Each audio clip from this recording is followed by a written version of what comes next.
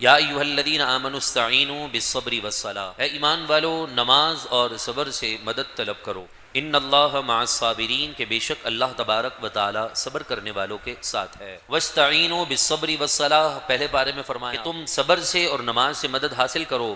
وانھا لکبیرۃ الا علی الخاشعین، جو اللہ کے حضور جھکنے والے لوگ ہیں ان کے لیے صبر کرنا بھی آسان ہے اور نماز پڑھنا بھی آسان ہے۔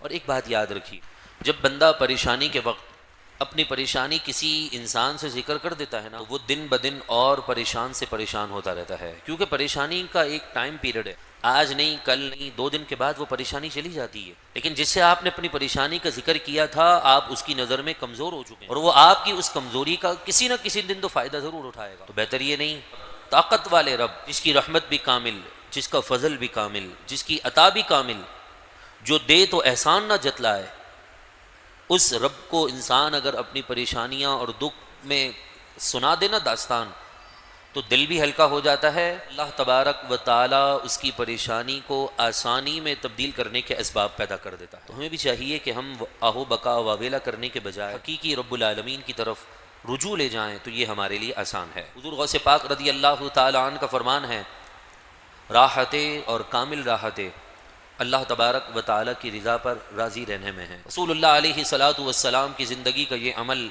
ہمیں درس دیتا ہے۔ آپ کیا کرتے کہ اس پریشانی میں آپ مسجد میں جا کر 2 رکعت نماز صلاۃ حاجت ادا کرتے، آپ رب العالمین کے حضور دعا مانگتے، اور اس آفت کی خبر پر آپ ایک دعا پڑھتے کہ انا للہ و انا الیہ راجعون، اللہم اجرنی فی مصیبتی واخلف لی خیرا من، کہ اللہ ہم بھی تیرے لیے ہیں اور ہمیں تیری طرف ہی لوٹ کر آنا ہے، تو اس مصیبت کا مجھے نعم البدل اچھے انداز میں عطا فرما دے۔